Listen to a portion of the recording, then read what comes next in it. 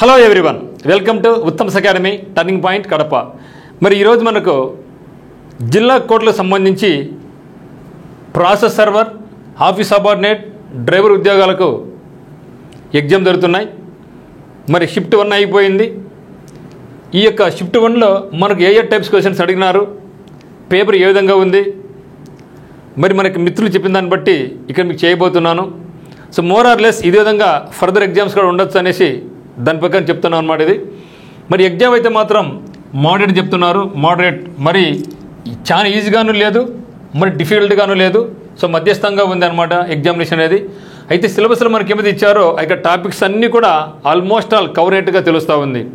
మరి ఎక్కడ కూడా మనం అనుకున్నట్టుగా డెప్త్ క్వశ్చన్స్ లాగకుండా అన్నీ కూడా ఇంతకుముందు గతంలో ఏ విధంగా అయితే బిట్స్ ఉన్నాయో అదే మాదిరిగానే ఉన్నాయి. కాకపోతే రీజనింగ్ అయితే మాత్రం కొంచెం టైం టేకింగ్ అని చెప్తున్నారు అనమాట.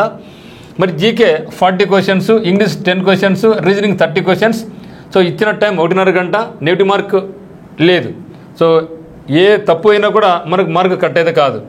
సో మరి కరెంట్ అఫైర్స్ పరంగా చూస్తే మనకు పద్మ అవార్డ్స్ మీద అడిగారంటే ఖచ్చితంగా ఇంకా ప్రతి ఎగ్జామినేషన్లో కూడా ఇక పద్మ అవార్డ్స్, భారతరత్న కానీ, పద్మశ్రీ, పద్మభూషణ్, పద్మవిభూషణ్ వీటి అవార్డ్స్ మీద కూడా మనకు ఖచ్చితంగా అడుగుతారు. మరి ఇస్రో లాంచ్ చేసిన ప్రయోగాలు ఇటీవల కాలంలో ఏ దేశం దాన్ని టైఅప్ అయిందా, అమెరికాతో మన యొక్క టైప్స్ ఎట్లున్నాయి, రాకెట్ పేరు ఏంటివి, ఇవన్నీ కూడా అడుగుతారు ఖచ్చితంగా. ఎందుకంటే మనకు షిఫ్ట్ 1 అడిగారంటే ఫర్దర్ షిఫ్ట్లో కూడా ఖచ్చితంగా సైన్స్ అండ్ టెక్నాలజీ మీద అయితే బిట్స్ బాగా అడుగుతున్నారు. మరి ముఖ్యంగా కరెంట్ అఫైర్స్ ఎప్పటి నుంచి వచ్చాయంటే జనవరి నుంచి వచ్చినట్టు చెప్తున్నారు అనమాట. సో జనవరి నుంచి కరెంట్ అఫైర్స్ అయితే కవర్ చేసినట్టు తెలుస్తూ ఉందన్నమాట.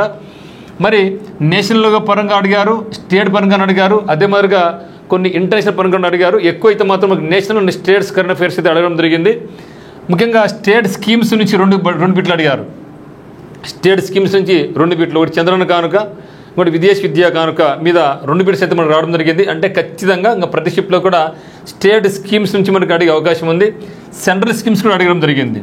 సో స్టేట్ స్కీమ్స్ ఉన్నాయి, సెంట్రల్ స్కీమ్స్ కూడా ఉన్నాయి. సెంట్రల్ నుంచి కూడా మనకు 2-3 బిట్లు అడిగినట్టు తెలుస్తుంది అనమాట. మరి స్ట్రాటజీకే పరంగా చూస్తే మనకు హిస్టరీలో 2-3 బిట్లు, పాలిటీ 2-3 బిట్లు, ఎకనమీలో 2 బిట్లు అడగడం జరిగింది. మరి కొచ్చి ఇంటర్నేషనల్ ఎయిర్పోర్ట్ ఎక్కడ ఉంది అంటే మనకి స్ట్రాటజీకే పరంగా ఇవన్నీ అడగడం జరిగింది. ఎకనామిక్స్ నుంచి మనకు మానిటరీ పాలసీ మీద ఒక బిట్టు పడింది. మరి ఎక్కువ అయితే స్ట్రాటజీకే. హిస్టరీ నుంచి మనకు సిక్ రెబిలియన్ గురించి అడగడం జరిగింది. So first railway line Andhra Pradesh. So Andhra Pradesh నుంచి కూడా మనకు కొన్ని బిట్స్ అయితే పడ్డాయి అనమాట. ఒకటి అందులో ఫస్ట్ రైల్వే లైన్ ఆంధ్రప్రదేశ్లో ఎక్కడ ఏర్పాటు చేయడం జరిగింది, ఎక్కడి నుంచి ఏ ప్లేస్కు.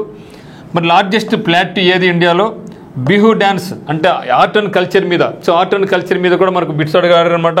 ఒకటి Bihu dance. So Bihu dance చాలాసార్లు చెప్పాను, బిహు డ్యాన్స్ చాలా ఇంపార్టెంట్. ప్రతి షిఫ్ట్లో ఏదో రకంగా బిట్ అడుగుతారు అడగడం జరిగింది. ఖచ్చితంగా బిహు డ్యాన్స్ అడిగారు. మరి కోహ్లీ ఫోక్ డ్యాన్స్ గురించి అడగడం జరిగింది. అంటే మనకు ఆర్ట్ అండ్ కల్చర్లో నేషనల్ పరంగా అయితే మాత్రం మనకు ఈ యొక్క ఫెస్టివల్స్ గురించి, డ్యాన్సెస్ గురించి మనకు అడిగారనమాట. పెయింటింగ్స్ గురించి అయితే మాత్రం ఈ యొక్క బిట్లో దీంట్లో అయితే పెయింటింగ్స్ లేదు. సో పెయింటింగ్స్ మేబీ నెక్స్ట్ షిఫ్ట్లో ఉండే అవకాశం ఉంది. సో కన్స్ట్రక్షన్స్ మీద కొన్ని ఉన్నాయి. సో చంద్రన పెళ్లి కానుక, కళ్యాణం వస్తుంది అనమాట. జగన్ విద్యా దీవెన ప్రస్తుతం ఏ పేరు పిలుస్తున్నారు ఆ విధంగా. అంటే మనం ఏం చేయాలంటే గతంలో ఉన్నటువంటి స్కీమ్స్ను ఈ స్కీమ్స్కి అన్వయించుకుంటూ ఫర్దర్ మనం చదివితే బాగుంటుంది. సో కాంగ్రెస్ హిస్టరీ నుంచి మళ్ళీ మనకు కాంగ్రెస్ ఎప్పుడు ఇడిపోయింది అన్నిట్లో ఒక బిట్ అయితే రావడం జరిగింది. మరి ముఖ్యంగా చూస్తే ఆంధ్రప్రదేశ్ నుంచి కూడా బిట్లు అయితే కొన్ని పడిగాయి. మరి హెవీ లేదు కానీ okay. Best water management district ఏది, వైజాగ్ అనేట్లు. సో అనంతపూర్లో ఎక్కువ ల్యాండ్ ఏది ఉంది, రెడ్ సాయిల్ ఉంది. మరి చిత్తూరు డిస్టిక్ ఎప్పుడు ఏర్పాటు కాబడింది, మరి పులికాట్ లేక్ ఎక్కడ ఉంది. సో చెప్తున్న ఫస్ట్ గురించి పులికాట్ లేకు ఖచ్చితంగా మనకు అడుగుతారు. పులి ఎక్కడుంటాయి, అడవులు ఎక్కడున్నాయి తిరుపతి జిల్లాలో, తిరుపతికి తమిళ బార్డర్లో ఉంది అట్లా చెప్పడం జరిగింది మీకు. ఓకే, కొల్లేరు లేకు, పుల్లికాట్ లేకు నెక్స్ట్ ఖచ్చితంగా గారు తిరుగుతున్నారు. అంటే మనం చెప్పినట్టు జిల్లా సమాచారాల్లో కొన్ని బిట్స్ అయితే కవర్ కావడం జరిగిందనమాట. మరి ఏపీ టూర్ ఎయిర్పోర్ట్ ఎక్కడ, ఏపీ ఎకనామిక్ కారిడార్స్ గురించి అడిగారు. మరియు నియామకాలు, ఏపీలో ఉండే నియామకాలు అయితేనేమి, సెంట్రల్ అయితే నియామకాలు అయితే అడగడం జరిగింది. సో మనకు పాలిటీ నుంచి ఆర్టికల్స్, షెడ్యూల్స్ మీద 1-2 బిట్లు పడ్డాయన్నమాట.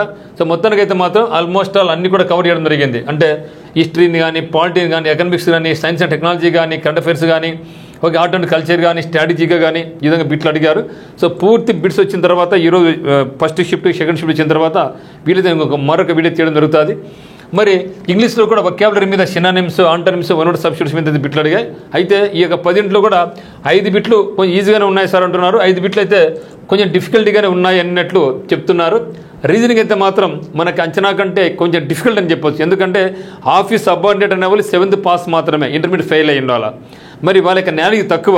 మరి అటువంటి వాళ్ళకి పోయి సిలాయిజం 3 స్టేట్మెంట్స్ చేయడం జరిగింది. సో దారుణం కదండి. ఇక్కడి నుంచి మీకు 3-4 బిట్లు పడ్డాయి అనమాట.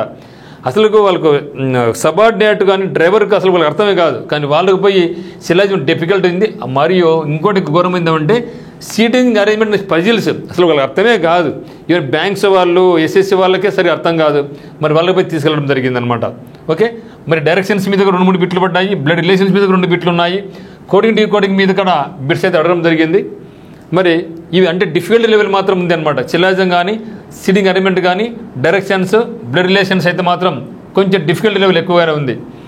మరి జీకే పరంగా అయితే మాత్రం ఈజీ అని చెప్పొచ్చు. అంటే ఈజీ అంటే మనకు తెలిస్తే ఈజీ, కొందరు ఏమంటే సార్ మాకు చాలా ఈజీగా ఉంది కానీ తెలిసి తప్పులు చేసినామంటూ ఉన్నారనమాట. సో మీరు కూడా కొంచెం జాగ్రత్తగా, టైం మనకి ఎక్కువ ఉంటుంది కాబట్టి 1-2 సార్లు ఆలోచించుకోండి. టైం లాస్ట్ మిగిలితే, సో లాస్ట్ ఒక 15 నిమిషాలు మిగిలిందనుకుంటే మీరు ఒకసారి చెక్ చేసుకుంటూ వెళ్ళండి. ఎందుకంటే మనం వచ్చిన బిట్టునే పొరపాటున మనం ఇంకొక బిట్ మిస్ అయ్యే అవకాశం ఉంది, పెట్టే ఛాన్స్ ఉంది. కాబట్టి చివరిలో మరొకసారి మీరు క్రాక్ చెక్ చేసుకుంటూ వస్తే అవి కూడా బయటపడతాయి అన్నమాట.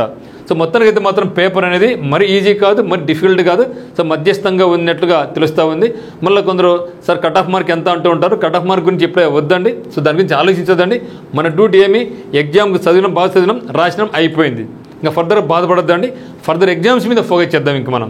సో అన్ని షిఫ్ట్లు అయిపోయిన తర్వాత మళ్ళీ మనం ఒకసారి డిస్కస్ చేద్దాం, ఎంత కట్ ఆఫ్ మార్క్ ఉంటుంది ఏమని డిస్కస్ చేద్దాం మిత్రమా. సో కాబట్టి మీకు ఏమైనా క్వశ్చన్స్ ఇంకా మీకు తెలిసి ఉండేవి కాకోకుండా నాకు వాట్సాప్ చేయండి.